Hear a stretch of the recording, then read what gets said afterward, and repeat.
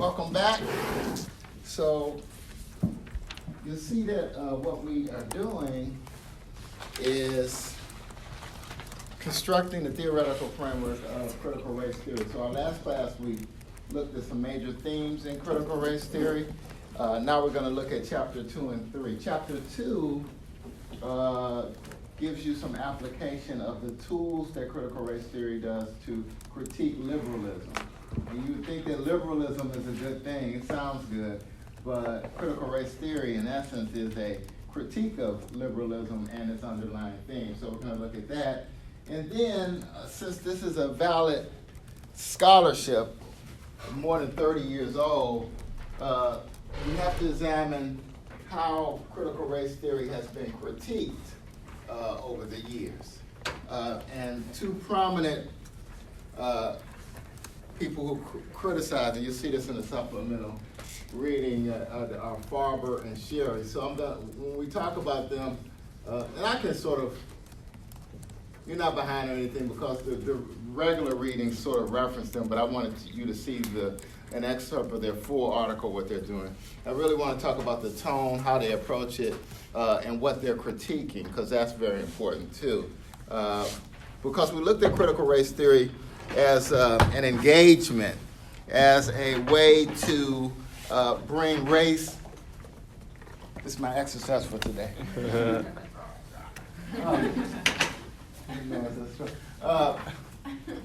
What was I saying? Intervention by bringing race into critical legal studies, which was good, a critique of the law, but they were only looking at neutrality, abstract theories, and that type of thing. And then bringing race into liberal discourse, which they also critique. So we're critiquing on a number of different levels. That's what we're going to be doing today. Couple words about the syllabus.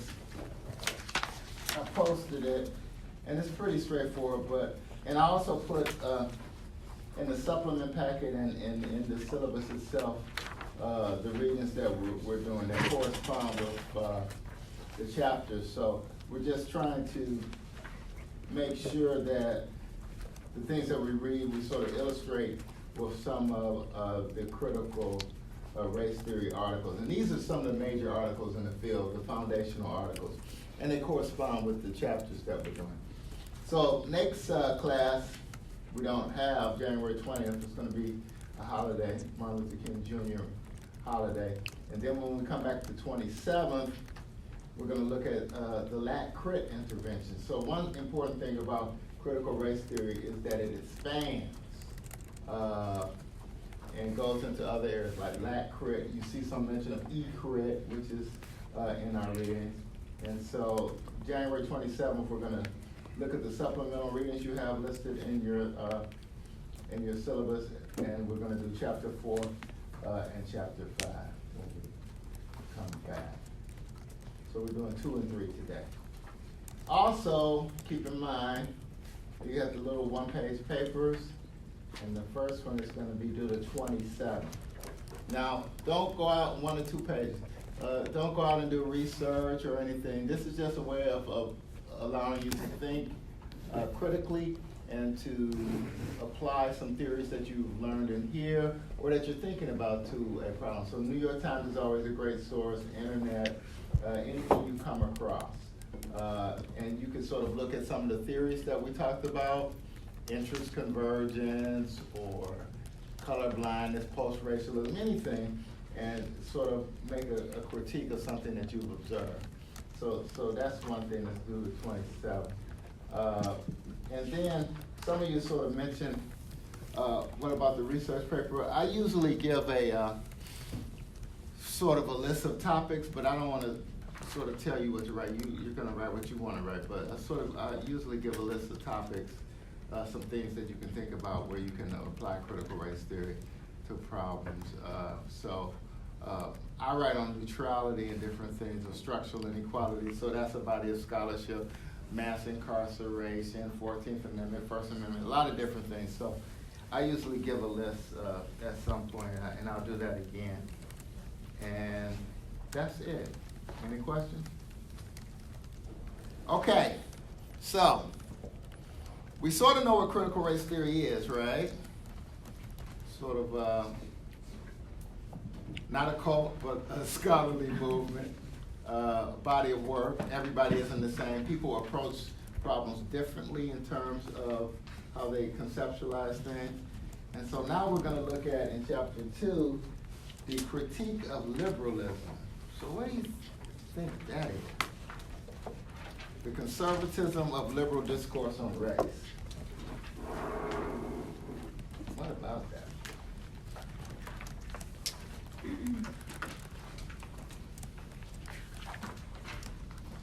So what do you think liberalism is?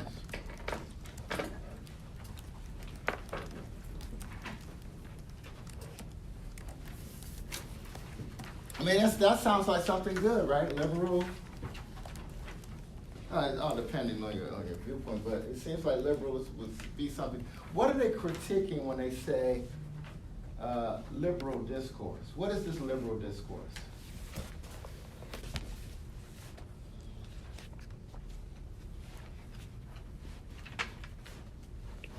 So we're trying to, do 2 or 3 different things. We have already defined what critical race theory is. Now we're going to look at what critical race theory critiques. And then chapter 3 is a critique of one of the major components of critical race theory, storytelling. And so these 2 little readings that you have under chapter 2 are really examples of critiques of liberalism, how the narrative is constructed around equality. So what is critical race theory getting at when it critiques liberalism?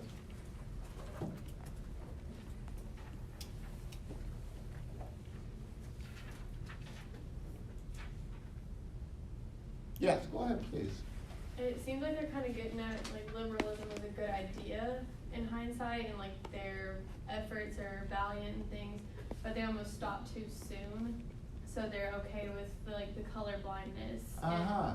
And they want to stop, using race to put people down, and they want to make everybody equal, but they kind of forget that to create equality, there's already groups that are still being submerged and pushed under, so they need to be able to pull them up, and with the way liberalism is going now, they're not addressing that. That's good. So let's develop that. What do you mean when you said stop too soon? That was interesting. Almost like they had good ideas and they were going the right direction, but as soon as they got on a ground point where they could potentially agree or pull more conservative thinkers into where they were going, they're like, okay, this is good, we'll stop here. And in hindsight, it looks like we're all happy and equal when there's still institutional issues. Structural inequality.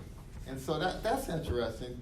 And so one of the things that this chapter does in terms of talking about how critical race theory critiques liberal discourses, it says, well, the civil rights litigation was great at some point, but there are limits to that civil rights laws and the discourse within civil rights law. So you saw in the chapter, Derek Bell caused a major stir in the 80s when he said, well, Brown versus Board of Education was okay. It comes out right, but it's the result of a number of different factors. Interest convergence, in other words, how can the United States preach about equality while oppressing its own citizens, and then preach across the ocean that you should have democracy. So we're very afraid of the Cold War, communism, all of that, and this infiltration of our political democracy, but we're doing the same thing to oppress people of color. So we needed to look good, Bell would argue, so we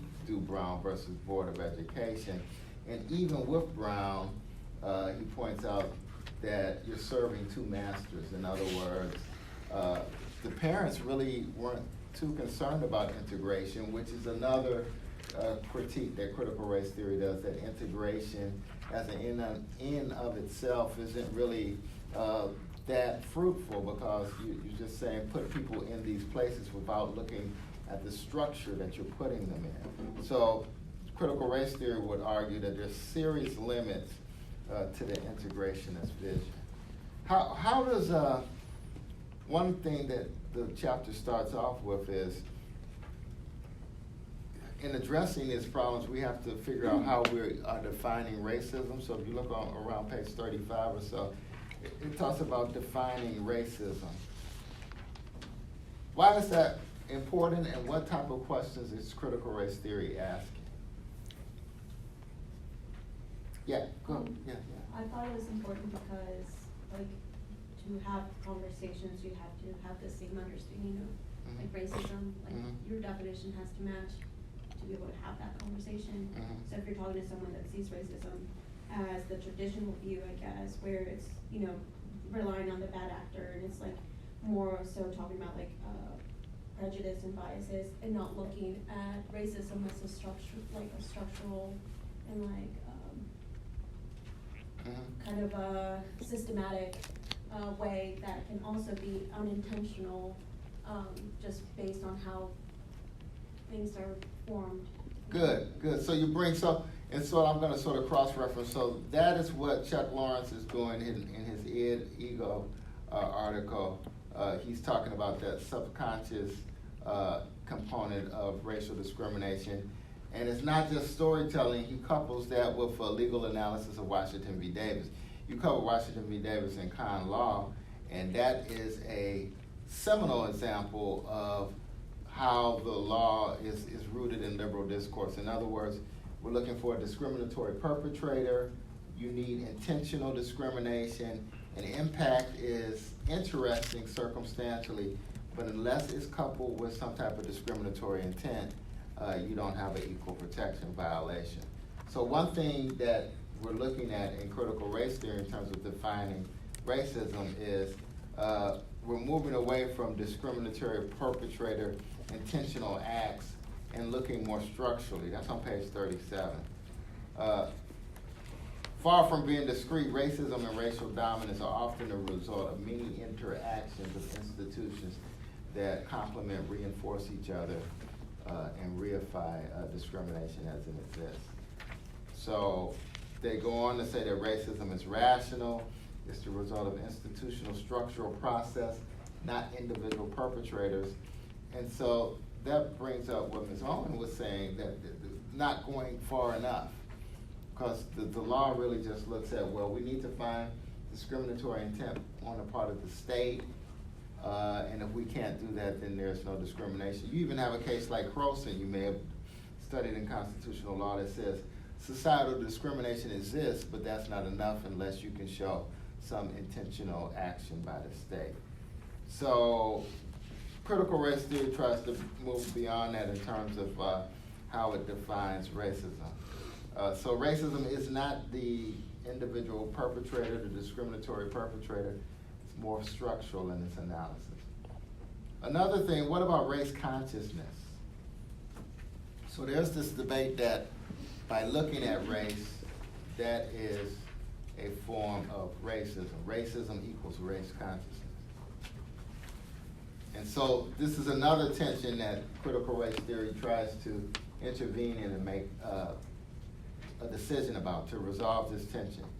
So some argue that by looking at race consciousness is a form of racism, and the higher road is colorblindness. In other words, neutrality, and if we are colorblind, that is what really should guide the nation. That's around page 40, 41. What about that? And so this is something that Clarence Thomas does in his decision. So he says that race consciousness is a form of discrimination. So there's no difference between Jim Crow or a law that looks at race in order to provide some type of remedy to identify discrimination. Yeah, Ms. Pendergrass. Well, I liked when it kind of mentioned that not every instance of thinking about race is equal. Mm-hmm. Like deciding, like thinking white supremacists thinking about race is different than thinking about patronizing a black-owned business. So I definitely like the distinction between the two. Yeah, and so so critical race theorists would say, yeah, race consciousness, but we're looking at it differently. There's a distinction between thinking about race to maintain racial domination, as you point out, and empowerment. And so there's an argument. So the court critical race theory rejects conceptualizing racism as race consciousness. So if you look at how race is used, race in the service of white supremacy, Jim Crow, is different than race consciousness of affirmative action. You're looking at two different things. Justice Thomas would say that's fine, but if we're talking about neutrality and a process that is equal and it's not skewed towards race, which is only going to serve to divide us, then colorblindness should be the guiding principle. And if it is the guiding principle, he sees no analytical difference between the two.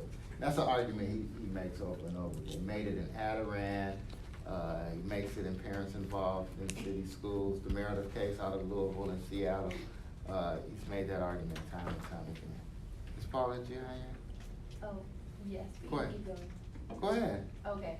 Well, I was just gonna say, I like the point you made too about, kind of critical race theorists think of colorblindness, as distasteful, as it said in this, was because they believe that if you're colorblind, you think a social osmosis is gonna take place where people are just immediately gonna put down barriers, and it's just like, I don't wanna say integration, but in that type of sense would occur without anyone, I guess, making it occur. Mm-hmm.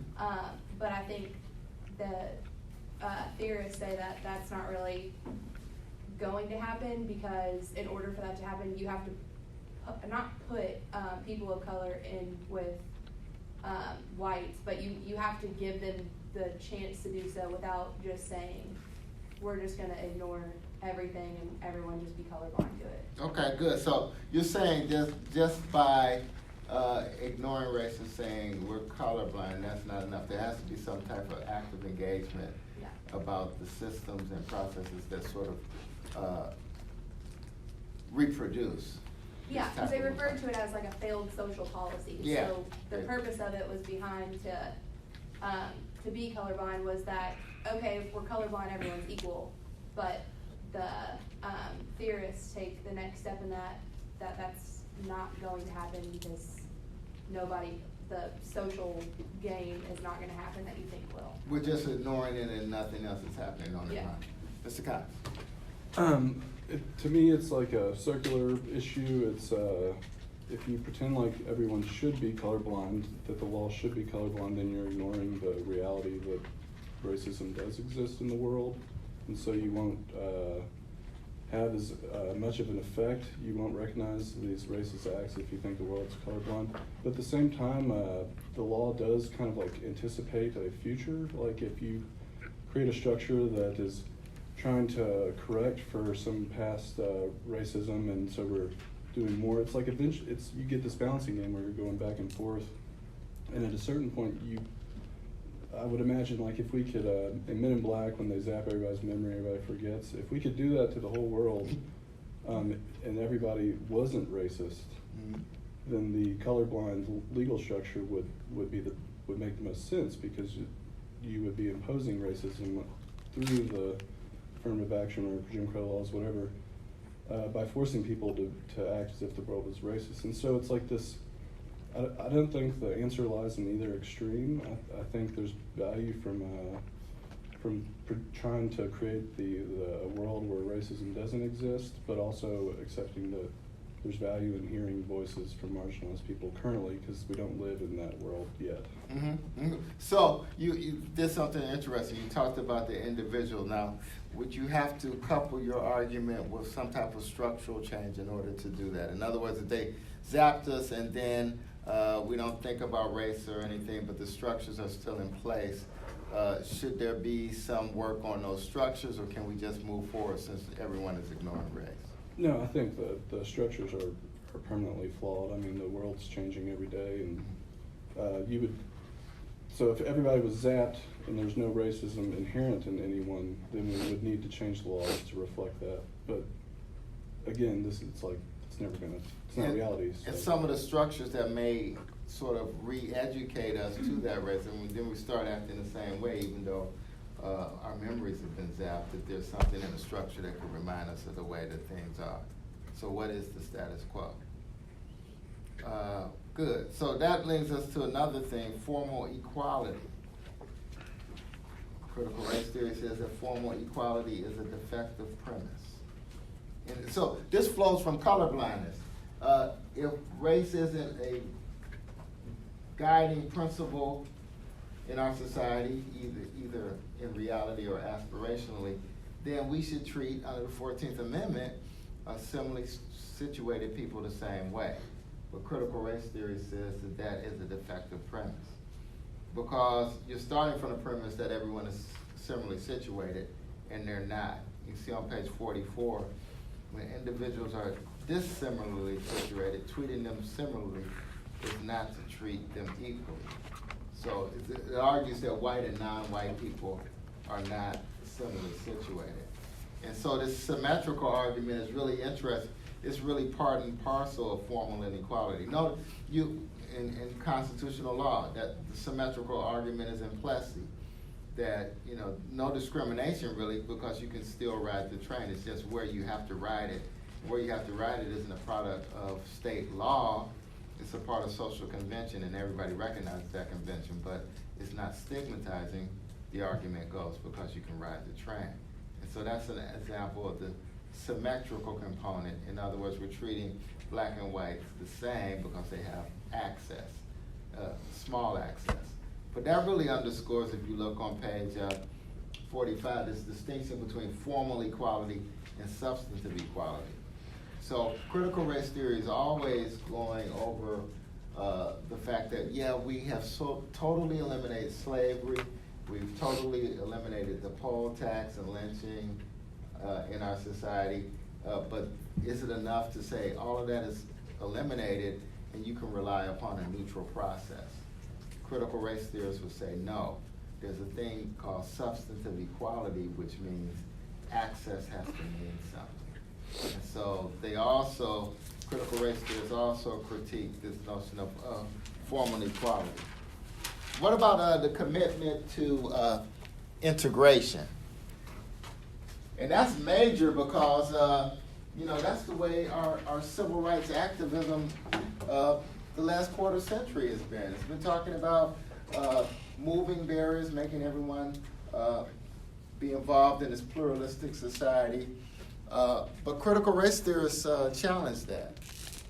What about that? Yeah, go ahead. Well, one part that I found really important was that they tend to be much more tolerant of racial separation. Now that's devastating, isn't it? So, yeah, I can't tell you. You think this article that Derek Barrow wrote, if people were outraged, they were going crazy. It's like, what, Brown isn't? He wasn't saying that Brown was wrongly decided, but it had limits. But go ahead, Ms. Merce. That's So the really important part that I understood the most was page 47, when it talks about the universities and organizations. It says that when instead of viewing these institutions through an uncritical lens, you might see that they're racially neutral. But when looking at it, the organizations and the institutions actually reflect more of a white culture and the norms, practices, and interests. So instead of making everything neutral, it basically just took race and put it into a white cloud of culture. And so at the end it says, instead of integrating universities or institutions of such, maybe tear them down and build them back up. And so it said co-constituted. And so it talks about how, you know, maybe we don't use integration, we keep it separate and then bring together. Okay. Which was interesting to me. Oh, that's really radical, though. What about that? Yeah. It kind of, I never thought of it this way, to be honest. Yeah. Well, what do you think? And so the reason we're laughing, it makes us uncomfortable because, you know, we're lawyers. We don't tear things down. We analyze them, we revise them, we modify them, we contextualize them. We find ways to sort of preserve or work around the status quo, and critical race theory is pushing against that. You know, notice all of these broad critical race theory critiques. We expand the definition of racism, not discriminatory perpetrator, but racism is structural. We look at racism as race consciousness. No, we have to acknowledge the systemic function of race.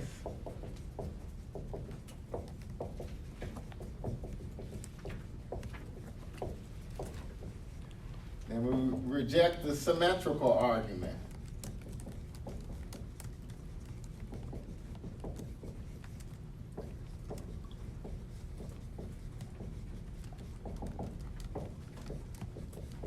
Whites and non-whites are not similarly situated.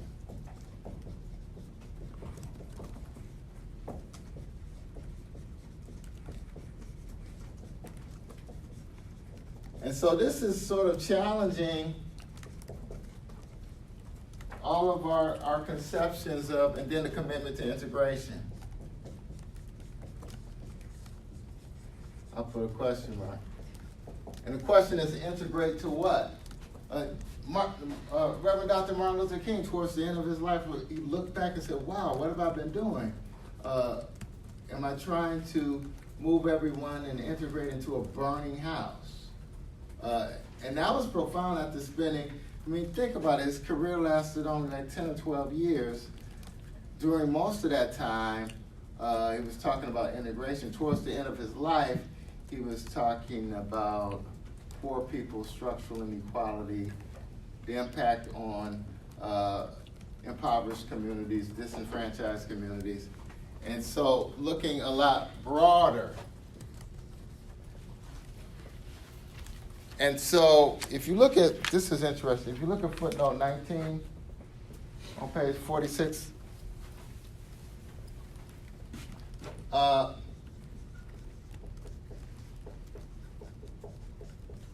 that's really important because, you know, you can look at this on a number of different levels. Professional responsibility, the role of the lawyer in society. So notice how this worked.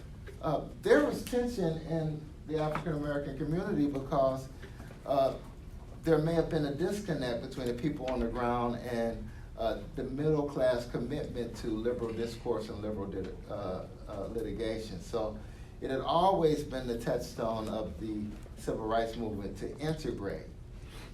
But it seems like what Derek Bell is suggesting, that people on the ground were more thinking about resources. So if our schools are truly equal, then there is no separateness in that if we have the same, they didn't have computers, then the same books, the same resources, everything that white schools have.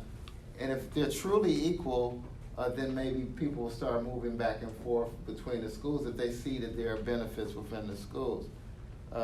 So mandating this racial balance, Derek Bell says, may not be the best answer. Maybe it should be resources. And that's interesting. But something that came up in that discussion is that Derek Bell and Justice Thomas are alike. What about that?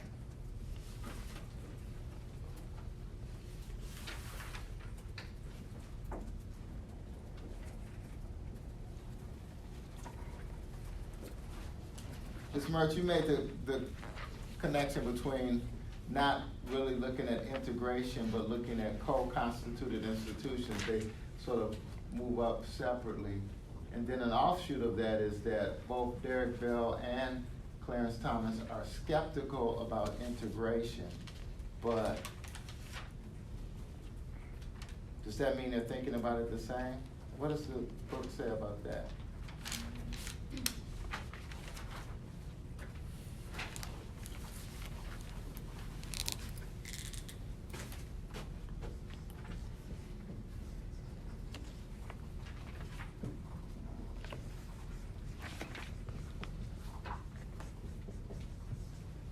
So we have all of these critiques.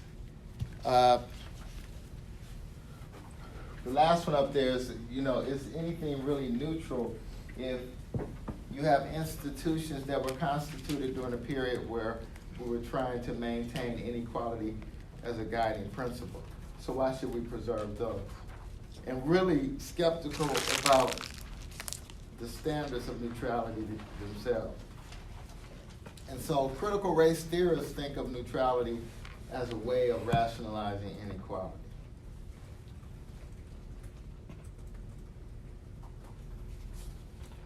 So I sort of jumped ahead a little bit. If you look at question 3 on page 52 of this chapter, it sort of compares. This is interesting because it sort of is a good overlap between theories and how you have to be more nuanced than just saying someone is liberal or conservative, because you have Derek Bell, who is really liberal, and Justice Thomas, who are conservative, but they both are skeptical about integration. Why, and then how are they similar or different?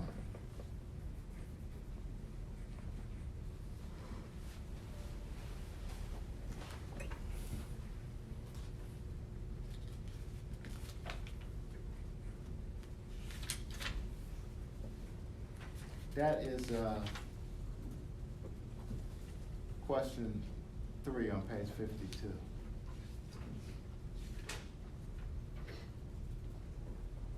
Does the similarity between Bell and Thomas on the question of school integration, the book is referencing the fact that they're both skeptical of integration, suggest that critical race theory is equally conservative? Yes. This could be totally wrong, but it Yeah, go doesn't ahead. seem like their reasoning is similar at all. It Okay. seems like Bell is more so like looking out for the black community and saying that integration might not have been the best benefit. Like it says, maybe they could have improved schools in the black community or given them more resources, whereas it seems like Thomas is just saying we should be colorblind. Mm-hmm. And I feel like those reasons are like completely different. That's good, and so that's the critique of liberalism. This is another example of that. So Bell is doing it. So we start off with this proposition. Both of them are skeptical towards integration, right? But for different reasons. Bell, a critical race theorist, is receptive to racial segregation because he's skeptical of the efficacy of integration. He views integration as very incremental. So he's looking at this in terms of black subjugation, the present day effects of past discrimination, and structural inequality in the schools. So his answer would be, on the ground, we need to litigate, advocate, and try and fight for equal resources. And whatever happens, happens. He's not too concerned about segregation. Thomas, on the other hand, sort of looks at this notion of racial segregation or being skeptical towards integration because he is skeptical of race consciousness. Race consciousness to him means racism. And so he is really advancing in the constitutional law liberal individualism. The Constitution protects individuals, not groups. And so any race theory of the 14th Amendment or constitutional law is invalid to him. Now, it's interesting because in some of his writings for the court, Justice Thomas draws upon Frederick Douglass, probably one of the more radical leaders, black nationalists in the late 19th century. But Justice Thomas uses Frederick Douglass in a way that supports colorblindness or self-determination without the help of the spoils of a racist affirmative action system. So on some level, he distorts the history of Frederick Douglass. But he does that skillfully by revising the history. But it's always a critique of race consciousness as being constitutionally invalid. So I think you're right there. They're both doing different things. Now, we talked about neutrality sort of rationalizing inequality. The first question on page 50 is a thought experiment. So we've been doing a lot of discussion about the founders, what the founders think, what the founders thought. What does that mean in our democracy today? This thought experiment asked you, what if there was a broad, diverse group of people at the very beginning of the founding of the republic? Would society look the same as it does now, or would it look different? What would society look like if people of color were included at the formation of the republic? That's question 1 on page 50. What about that? So all of us will be there at the founding, and we want to know how would things look? Yeah, it would look different. You think so? Well, and I'm not doing this to be funny, but so what makes you optimistic about that? Will we do something different? Will we look at structures, or are we assuming that just because everybody's included, things will be better? If so, the inclusion part is what I'm wondering about in the question. But if it's like one of the people who wrote the Constitution was black, I think the rules would be different. Like if everybody would be at the table, everybody who's ever been a president. So then we would include, the Constitution would include a lot more people, and the rules would be written for more people, right? Because everybody's in on the rules. So you might not have all the amendments that you have, and et cetera, and you wouldn't go through the same thing. So structurally, it'd be a lot different. I don't think you would have a lot of the acts and things that were used to discriminate against people, just all groups, really. So because it's kind of starting at one point, right? And nobody's starting behind. So you're saying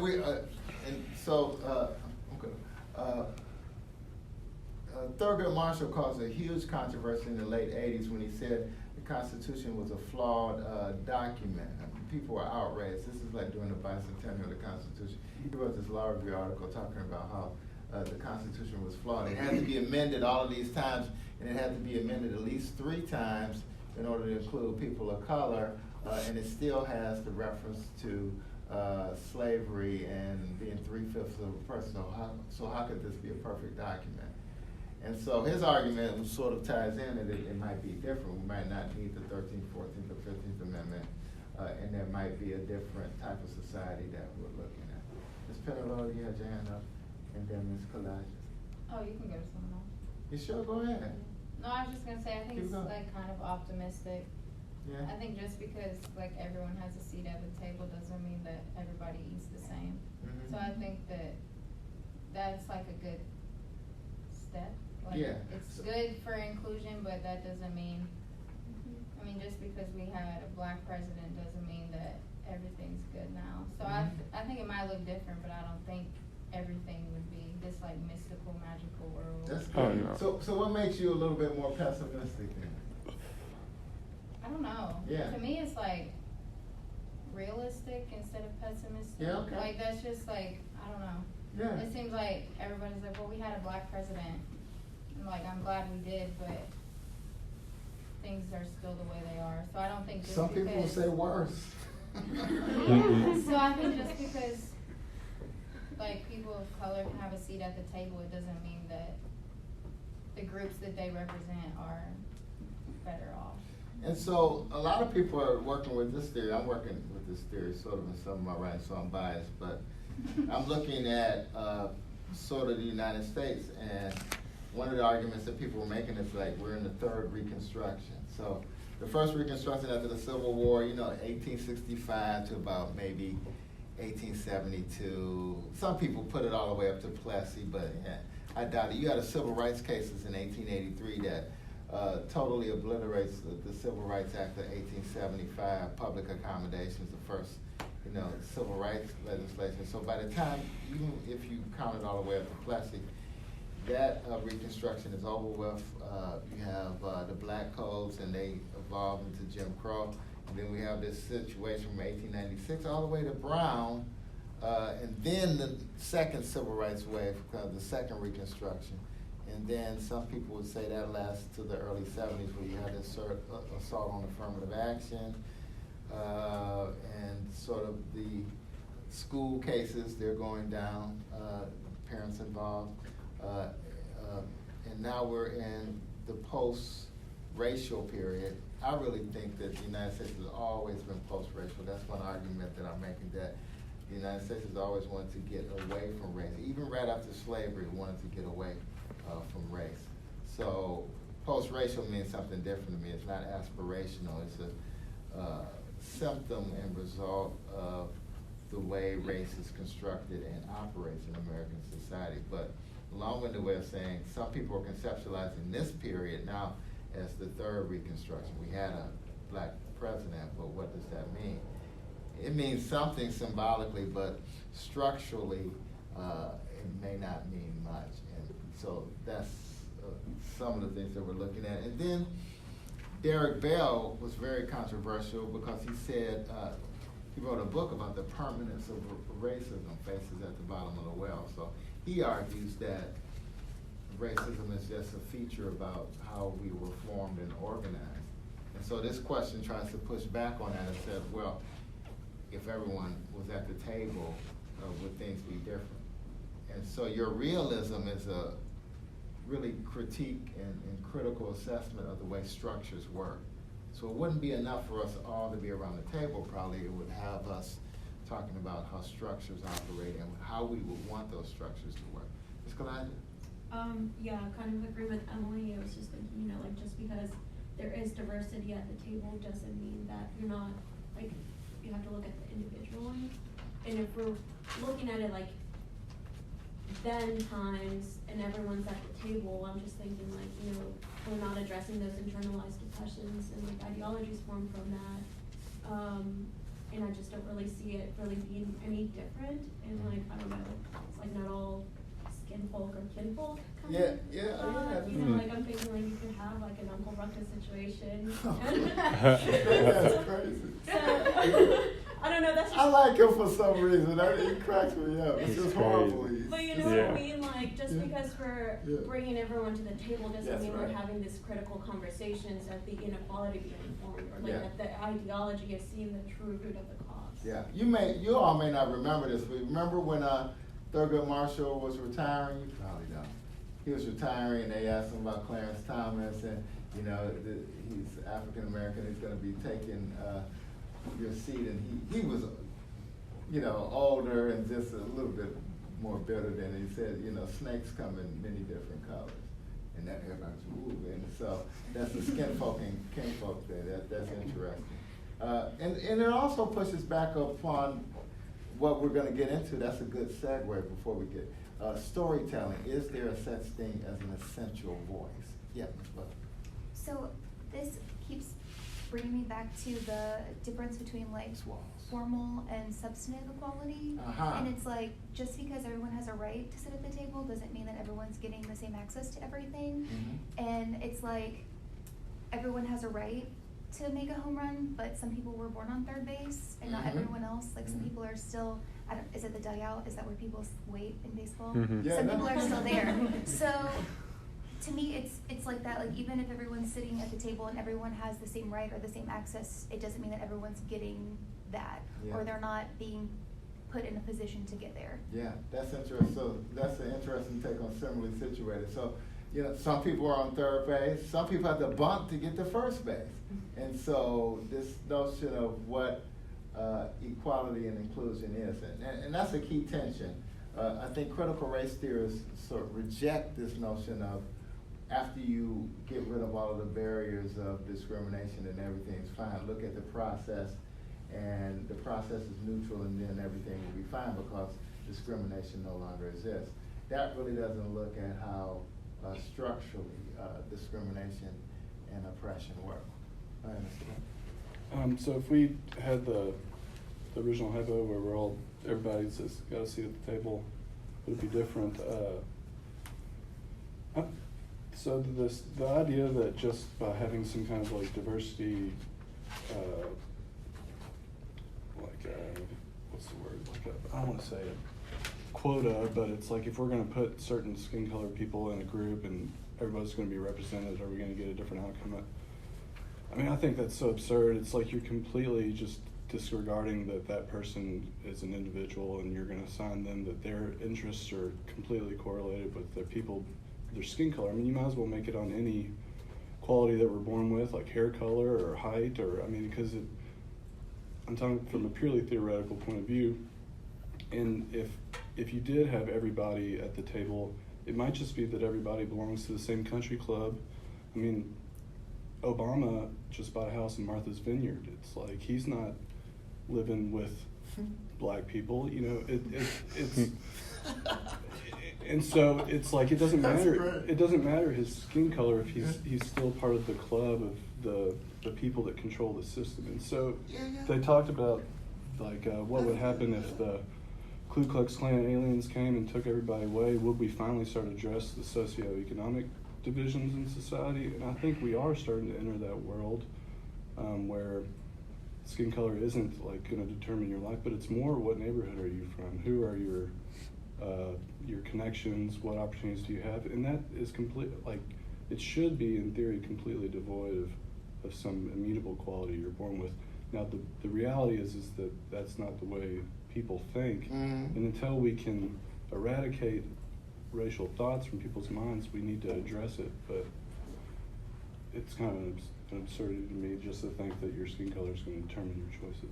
Well, that's true, but you also have to look at experience too.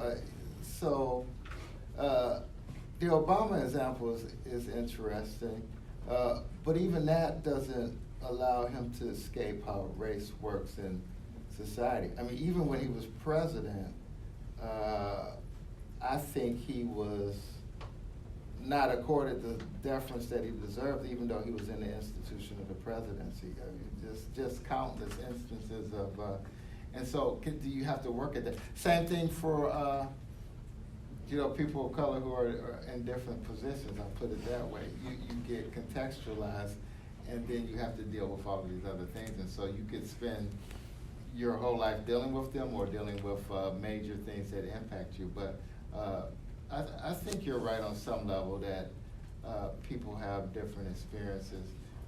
But what unites those experiences, and this is good because we're going to get into storytelling, what unites those experiences is the impact that race has on you. So certainly it treats me different because of my experience and the way I'm positioned, but some of the same commonalities occur. So I don't live in the East End. I live right downtown. I live in Old Louisville, and so I live there, but things happen to me. So, for example, I'm coming out of the alley. I'm not dressed like this. I have on my stuff, and I'm just coming from picking up some garbage. I come out, and 3 policemen just jumped me. I mean, they're riding down the street on their bikes, and one this is totally aggressive. I can see how people could get killed and stuff. This guy just drives over the sidewalk and grabs me, and I'm like this. And so everyone in the neighborhood, they say, well, he teaches at U of L. He lives right there. And shut up, get away. And I was really angry. I filed a police report, and all. The police chief is black at this time. It's what is it, White, Chief White? And I go downtown and I call him up. I got his phone. I have his phone number. I'm a law professor. Call him up and all that. Nothing happened. I went through the process, and the police chief writes me a nice letter and said that because of the neighborhood I live in, they were trying to protect me. And there may have been a misunderstanding, but nobody was hurt, and that was that. And so I did a bad thing. I'm not proud of myself. So when he came here, we were doing a panel discussion, and we were on the same panel. And so I started talking about it. Then I just read the letter that he wrote me to the panel. Anyway, so I'm just long-winded way of saying that, on some level, black is black, and that's what you get. Your storytelling. Yeah. So, go ahead.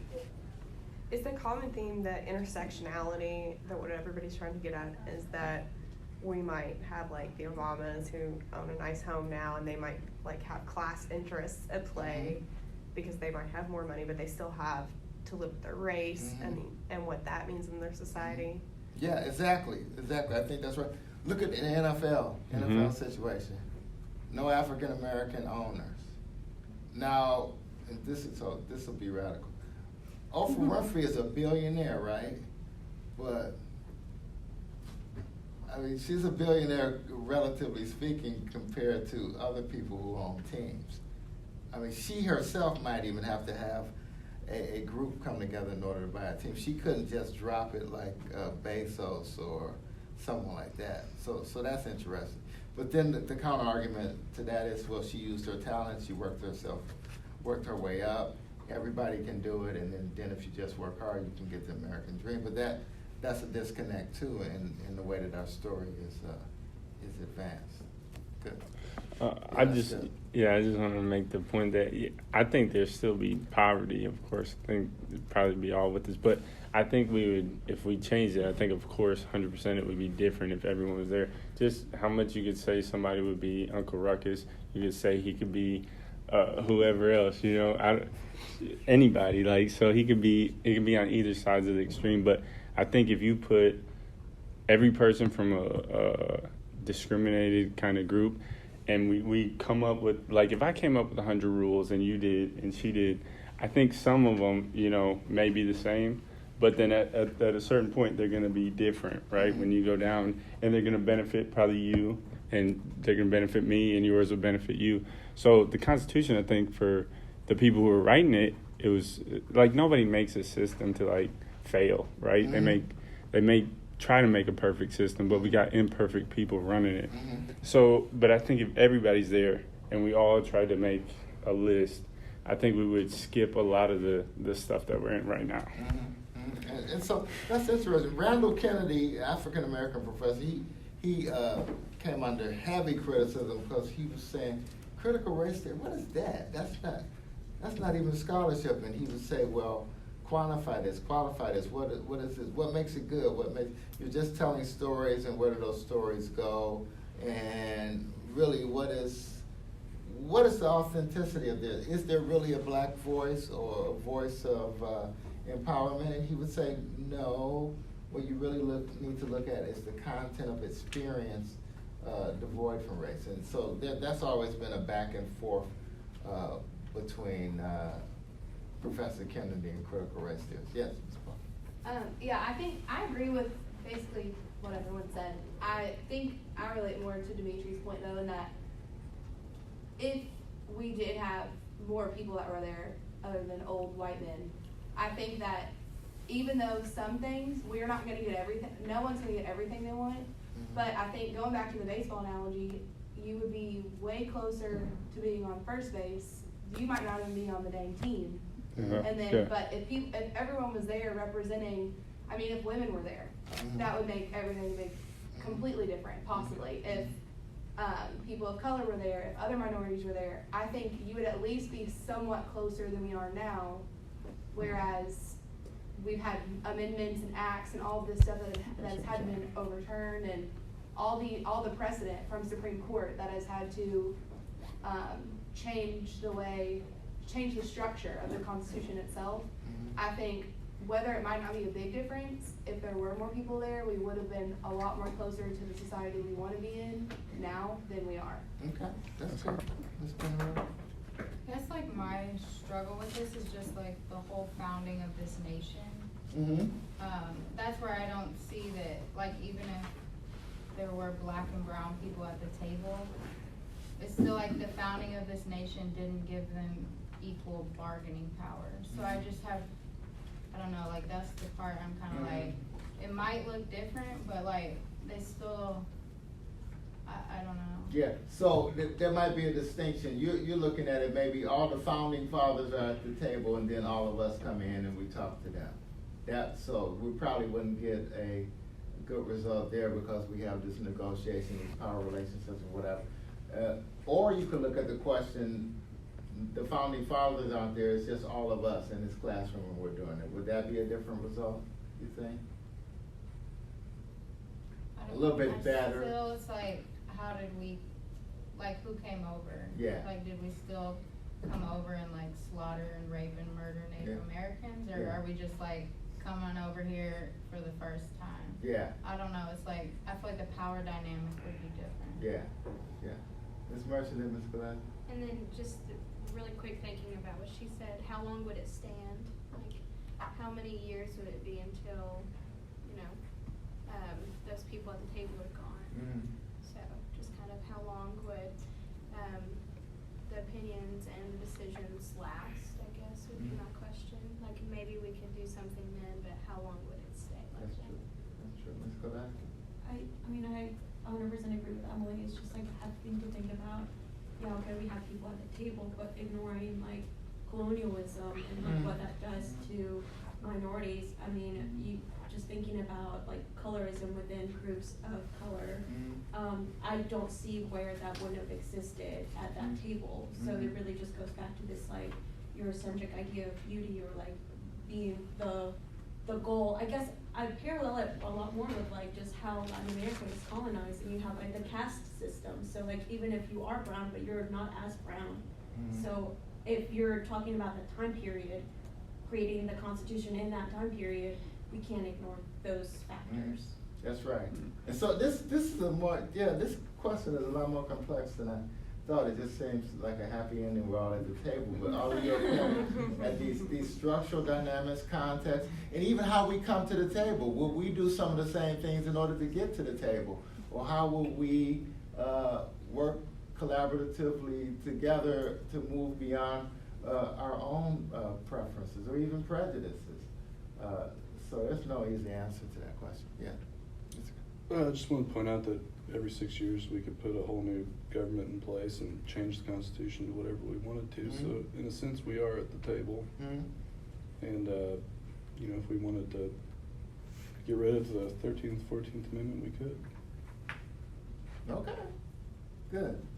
So that leads me to this next one. You all set it up very nicely. Storytelling.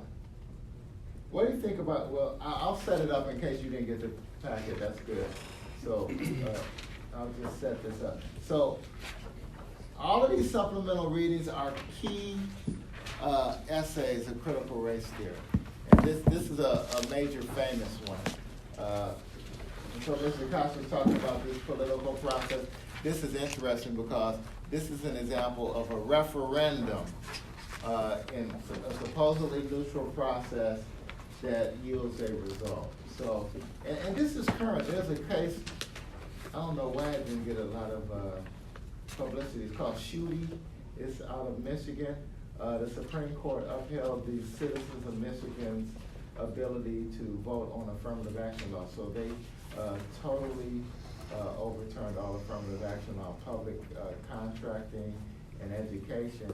And the court used something called a political process theory to argue that it's an open process, there's no discrimination, and you should let the electorate vote on really substantive constitutional rights of its citizens. So I disagree with that, you can tell. So I wrote an article about that, so looking at how neutrality, again, I critique neutrality, how this process looks open, but actually in order for discrete and insular minorities to be protected, they would have to go through a whole structural process of amending the Constitution.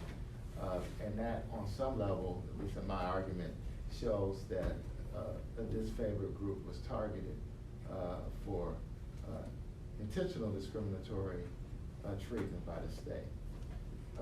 But the court didn't see it that way. The court said that that is something that people can vote on. And if you want to vote on that, you can vote again. Even Justice Breyer went along with that decision in the concurrence.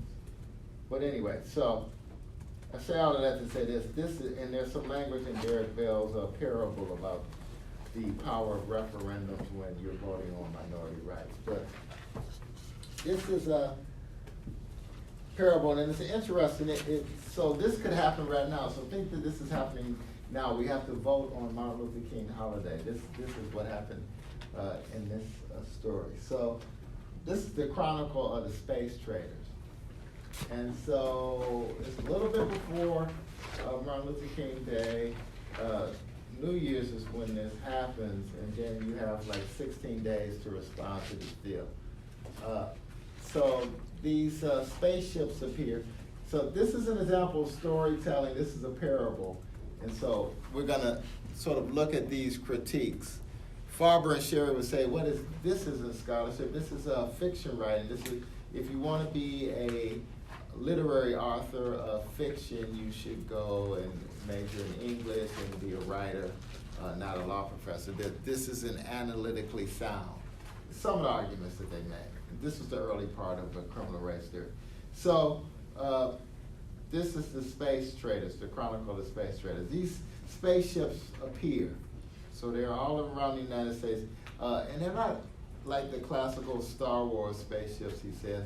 They look more like the World War II landing aircraft carriers that you see in Saving Private Ryan, only much bigger, and they're like spaceships. That's the first surprise. The second surprise is that these aliens speak and sound like Ronald Reagan. So that's funny. So they could speak and sound like Donald Trump. White people could not see these people, but black people could. So that's sort of a take on invisibility. And the black people that could see these space people they looked like old Southern sheriffs or slave drivers or overseers or members of the Ku Klux Klan. So those are the first two surprises. Funny spaceships, a dialect in English that sounds like Ronald Reagan. Some people can see these people, other people can't. African Americans can see them, whites can't. And the third surprise is what we really have to analyze. These visitors from outer space propose a trade. So our resources are like they are now. We have high unemployment, climate change, all of the things that are happening on the planet now. In exchange for much needed resources like gold and special chemicals to sanitize the environment and give us safe nuclear energy, and we could be on solid ground, the space traders want to take back to their home star all African Americans, not just rich African Americans or middle class, everyone. The aliens assure us that this is voluntary and they want a response in 16 days. They want, again, all blacks, not just those confined to the inner cities. The inner cities are horrible at this time. They're just like holes where people live. And the space traders say we want all or nothing. We want every African American. Blacks are starting to flee the country now. The president issues an executive order barring African Americans from leaving the country until the space trade proposition is fully debated. We want a democratic, neutral process where the rule of law is the guide. So blacks and their white allies challenge these procedures in the courts. They go, but all of the claims are dismissed under the political question doctrine. In 10 days, there's a constitutional convention, and they draft an amendment conscripting African Americans into, quote, special service to protect the domestic and international interests of the United States. And we need ratification by the states in a national referendum. There's these arguments that the framers intended America to be white, and therefore it's appropriate to sacrifice the rights of African Americans to protect and further the interests of whites. This is patriotism, not pity. And so the amendment is ratified even though many whites worked hard to defeat it. Then he says something interesting. This is what I was talking about in terms of the process, mutual process. Bell says the usual fate of minority rights when subjected to referenda is that those minority rights are undermined. So this referendum to send African Americans into outer space passes 70 to 30%. Now, government agencies have been sort of monitoring this, and they've been secretly preparing for the transfer of African Americans. They knew that the vote would probably come out this way. And so many thousands of African Americans start fleeing, but they die trying to leave. And now you have this sort of inverted reality. Blacks are now leaving the New World as their forebears had arrived and changed. Their forced transportation of African American ancestors to increase the wealth and prosperity of the United States when they were imported for labor. Now they're being exported, forced exodus to save the country from paying for its excesses. So the question is, could this happen today? Is it totally fantastical? Does this parable have any worth and value in terms of storytelling? This is one of the major storytelling articles in critical race theory. Yes, go ahead. I don't think something like this in any kind of a context, if aliens or not aliens, I don't think something like this would ever happen today. Ever. Ever. I think there's too many good people in this world to let this happen. I think if we actually like follow or actually believe this, in some ways, I don't know if you guys have seen The Handmaid's Tale. Mm-hmm. That's like messed up. It's really good, but the most messed up TV show. I think that would be something like this. I just don't really see it happening. But then I guess you could make the argument, isn't this kind of happening to like the Palestinians in the Middle East? Or isn't something like this happening or happened to the Jews in the Holocaust? I mean, so I don't know, I'm kind of torn in a way, but I don't think something like this. What about happening to African Americans? Anything happen to them? Well, yeah, but I don't think the people of America would, in this day and age, would ever stoop to this kind of level. What gives you that confidence? I'm just curious. I guess I just have faith in humanity. Yeah, me too. Yeah. Yeah. That's a point. I know that this is supposed to be like a fantastical story, but Yeah. I really don't think it's that much different than what we're doing right now with, like people from Mexico and the like South America and stuff, the immigrants and us deporting people and stuff. I don't really think it's that different than that. So. Mm-hmm. What? And so, what if I said, well, that sounds extreme. That's not like this is really out there, and you're saying it's the same. What makes it the same to you? I mean, like we're using kind of the same rationale. Like we don't have jobs. Like we need jobs for American people and stuff like that. So that's why immigrants need to go back to their home countries. It's pretty much the same rationale. It just doesn't. We're just not using aliens. Okay. That's good. That's all good. It was just kind of along the lines of what she wrapped up with. I just feel like when you couple it with that extreme need for resources and just to fix your planet, so to say, like there's no saying what people will do in order to maintain their lifestyle. If you can just ship off one area, the type of people, and all your problems are solved, like I just feel like you can't really guess what people are willing to do for that type of security. That's interesting. That's going to lead us to another question, but that's interesting. So let me come back to both of you. So why aren't you as sort of, what about the faith in humanity argument that was raised? And that's something. I mean, we have to have faith in something, and so this story is somewhat unsettling.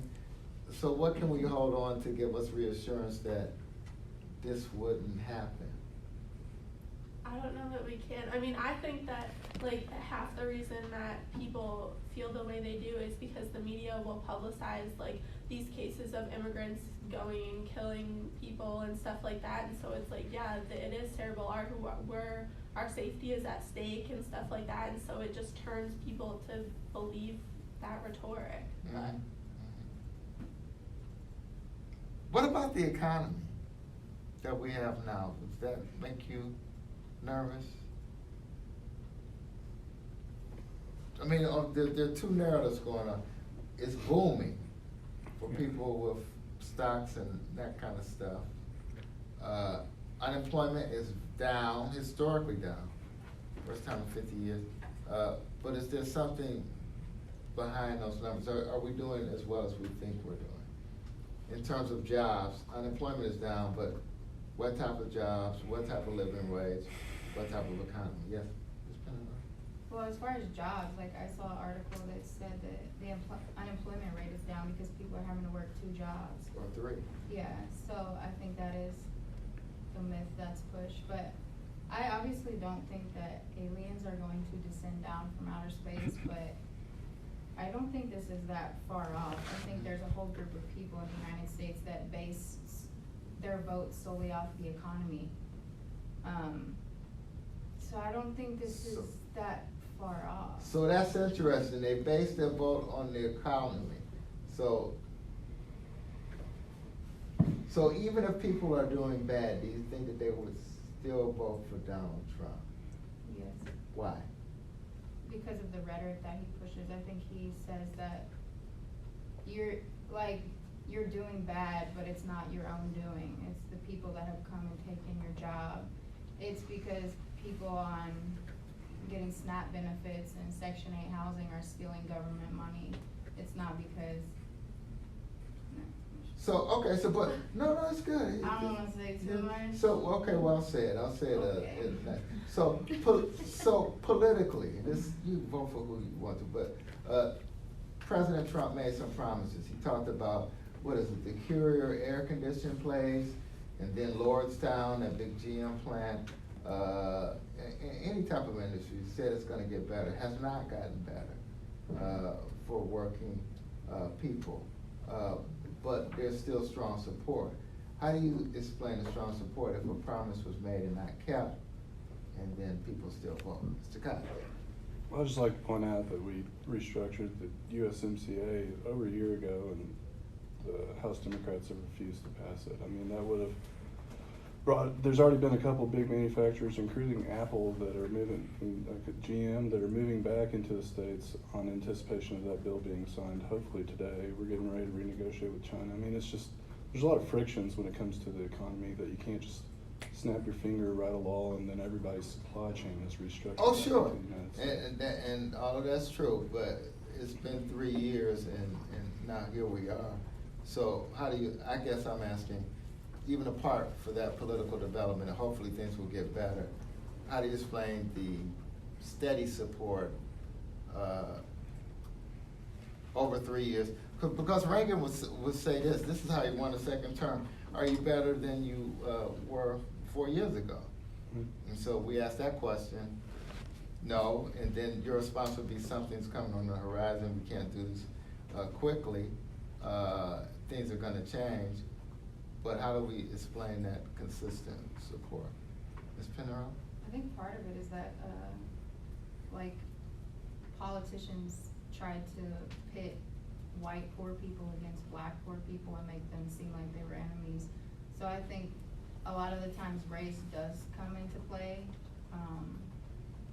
So even people that are not doing as well, economically, they still will vote for maybe a candidate that pushes the rhetoric that a certain group of people, a certain race is still, I don't know. Yeah, I mean, that's what I'm getting. Derek Bell points that out in the reading, that meant. So he says this, one substantial factor seems to be the unstated understanding by the mass of whites that they will accept large disparities in economic opportunity in comparison to other whites as long as they have a priority over blacks and other people of color for access to those opportunities.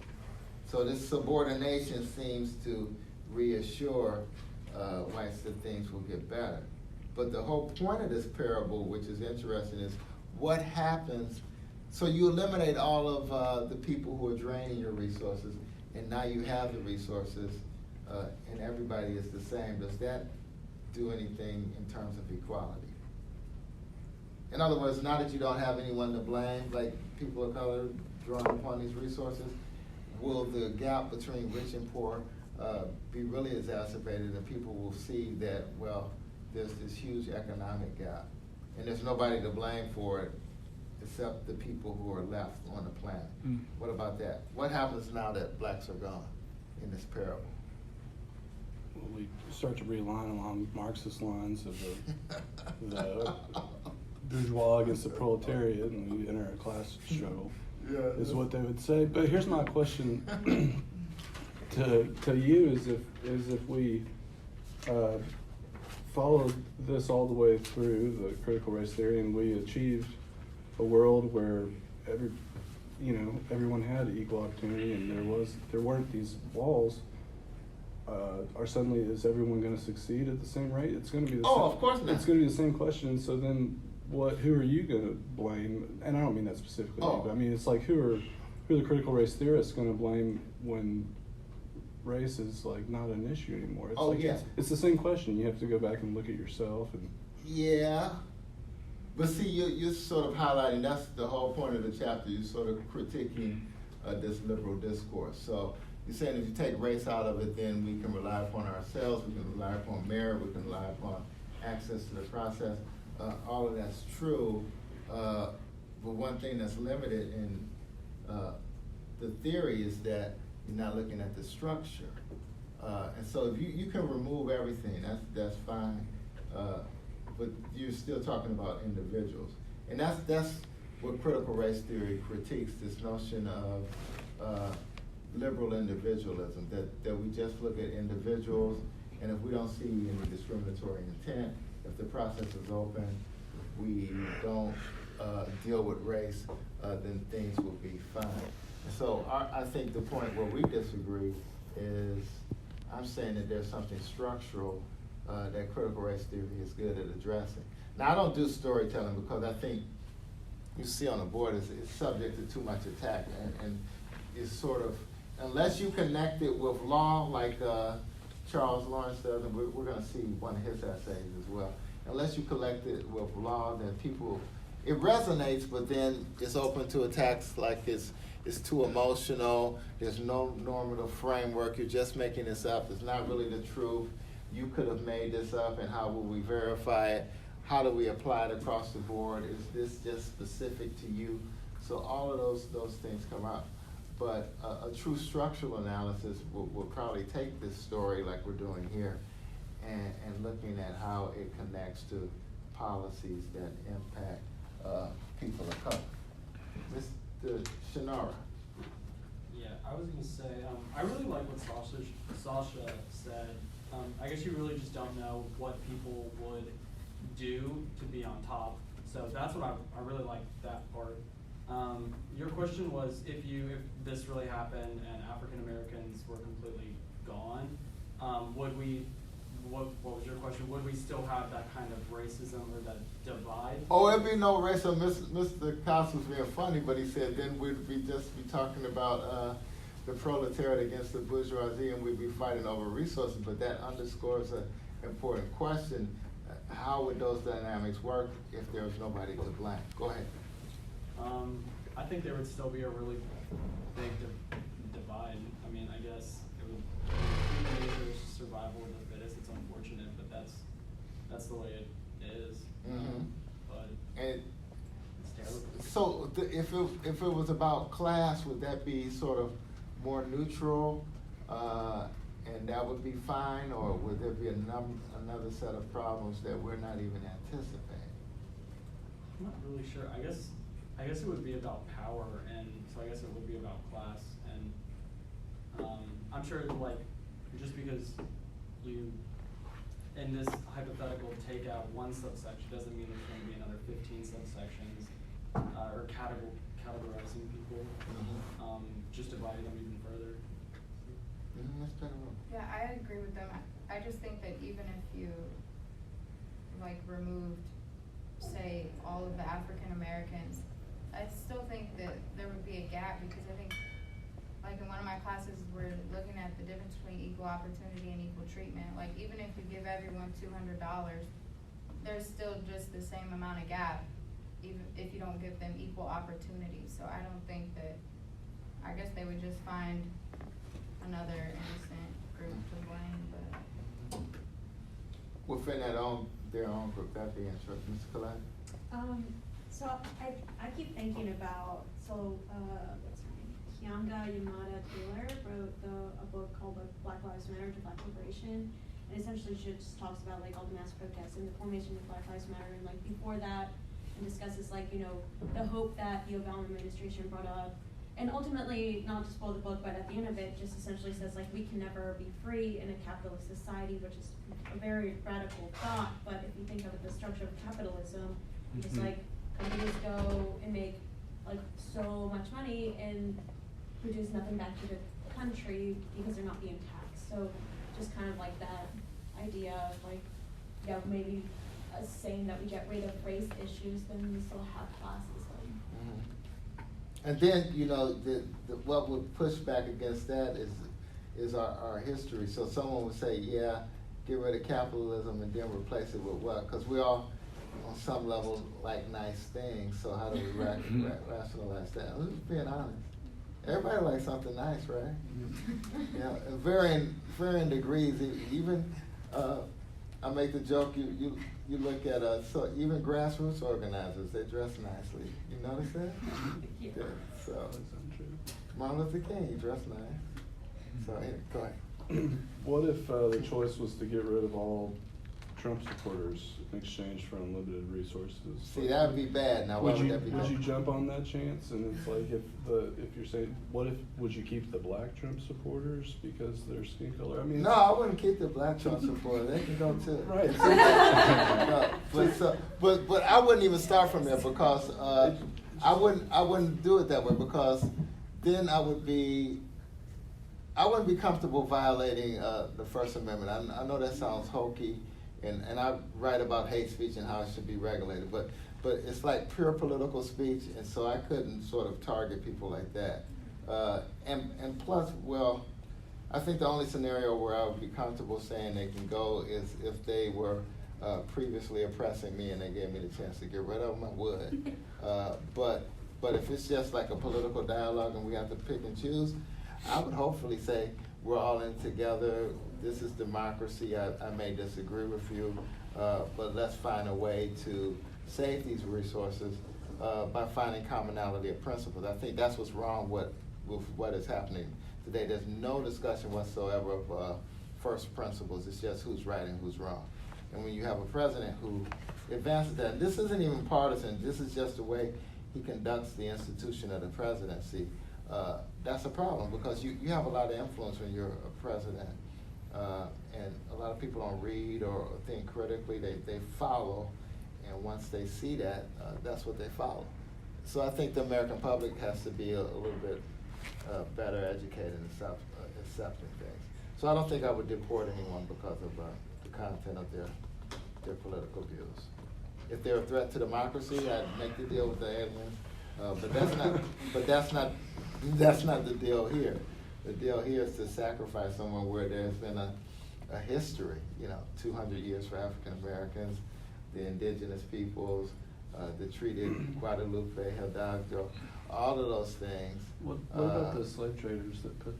Huh? What about the slave traders that put these people on the boats? Yeah, they always like that. That's always a common movement, and I would say this: if that doesn't change it for me, if the slave traders were African American or Africans, then they participated in their own oppression, and that just shows how devastating the dehumanizing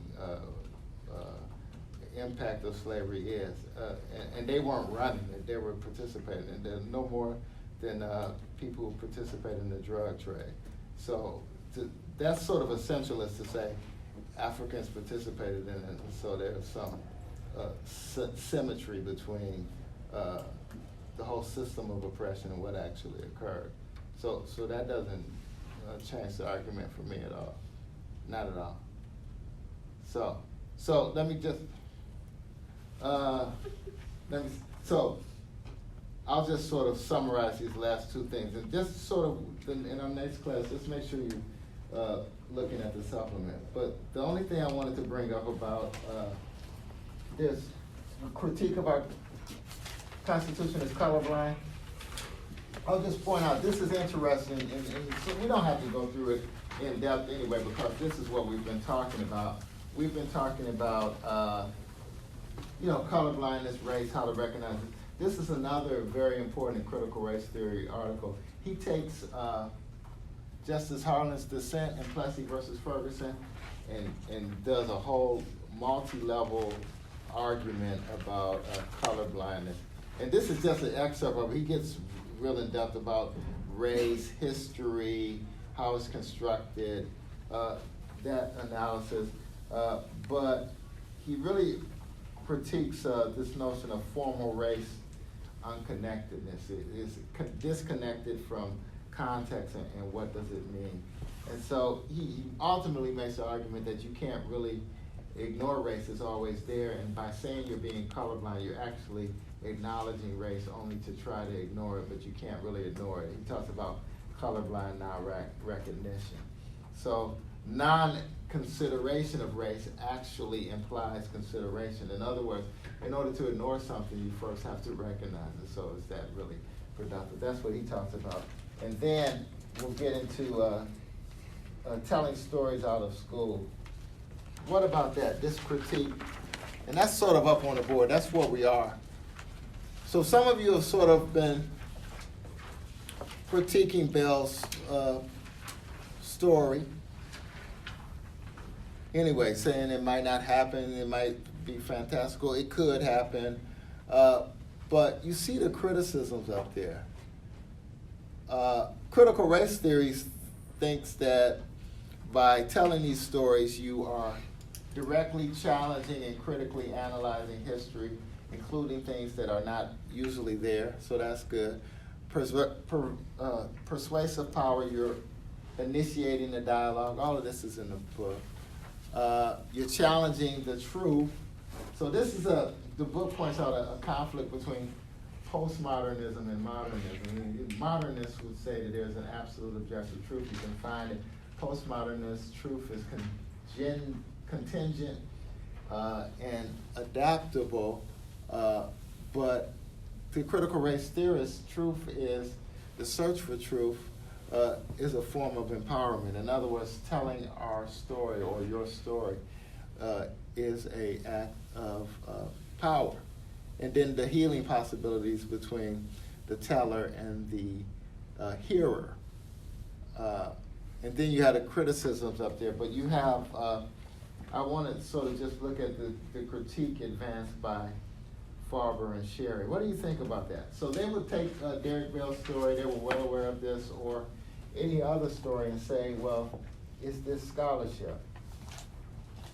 And they don't sort of go off on the legal scholarship like Judge Posner does in the Seventh Circuit. He says, this is by a bunch of lunatics and the scholarship is bunk. So that's an extreme reaction. On some level, Farber and Sherry at least try to engage critical race theory on their terms, I should say, not its terms, but on their terms. And they analyze it traditionally. What do you think about that, these critiques of legal storytelling? They ultimately say three things: that, yeah, this is new and interesting, but we need something more. This storytelling can contribute to scholarship, but storytellers have to make sure that their stories are accurate. You know what that means? That their stories are typical. In other words, they can be generalized. This isn't just anecdotal. This is something that can be shared, experienced, and known. That they articulate the legal relevance of these stories. In other words, why are you telling the story? If you are telling the story, it has to be for something of legal significance. And there has to be a, quote, analytic dimension in their work. And so what do you think about this criticism? Critical race theorists will respond that the purpose of the scholarship is to unpack an orthodoxy that has previously excluded these voices. So how can you evaluate the telling of our story with traditional standards that we are actually challenging? In other words, if you want to evaluate us in terms of quality and the impact of the work, you have to engage on our terms, not the terms of traditional scholarship. What about that? All an argument about standards. So, for example, it's on page 714 of the Farber and Sherry article.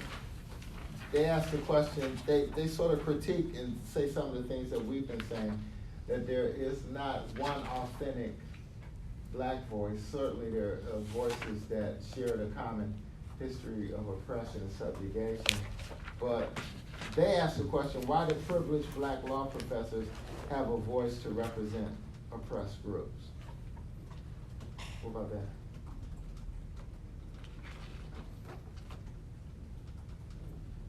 What are they getting at? Why do they critique the scholarship this way?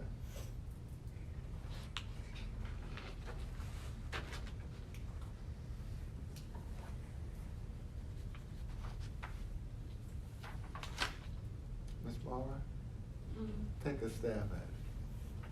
I was thinking about it. I know, that's why I asked you.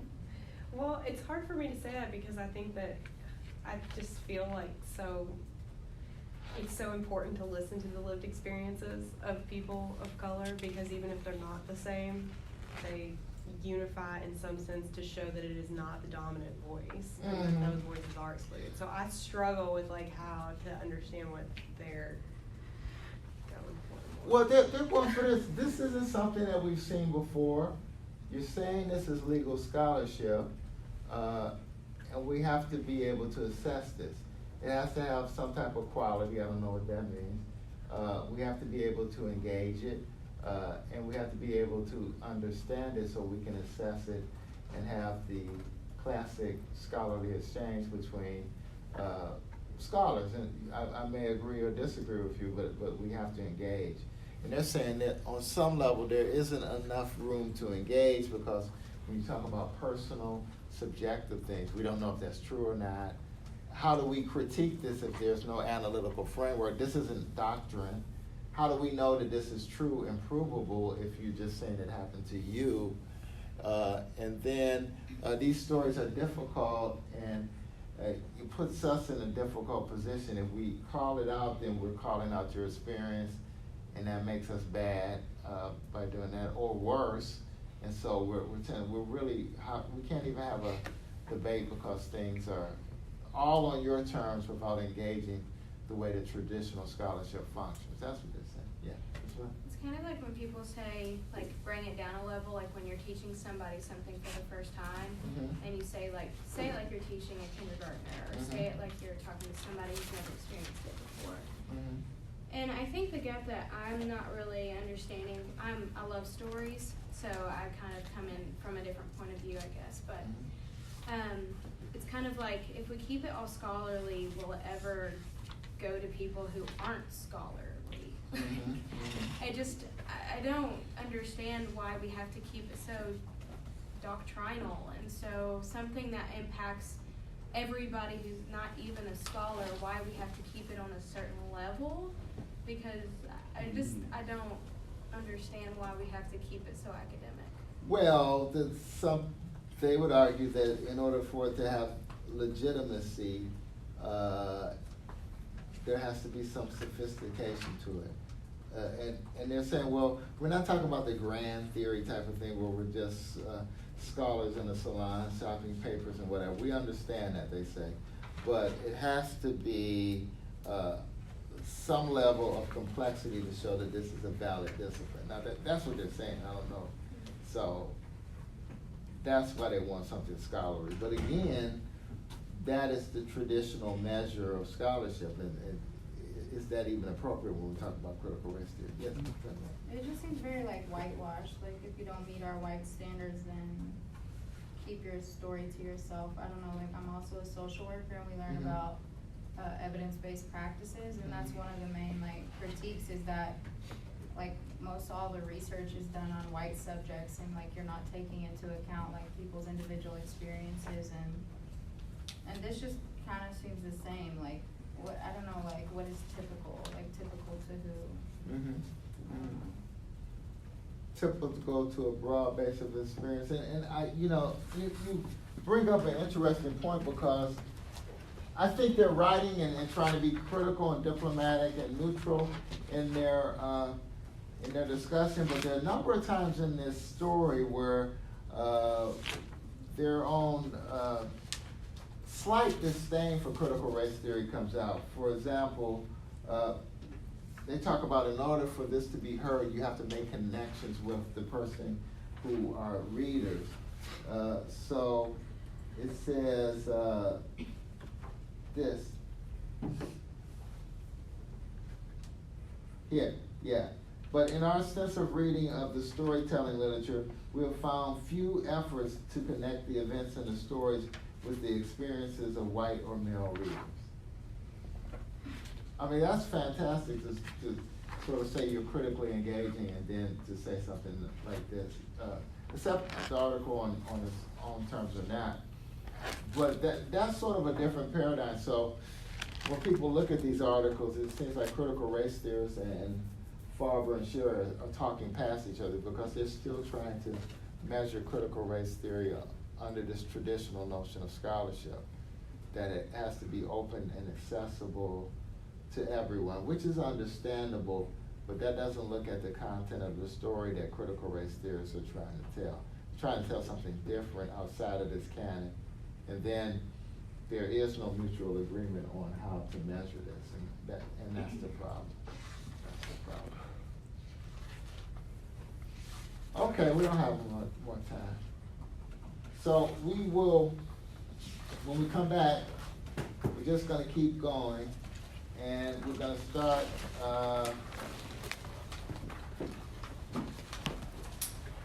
chapter 4.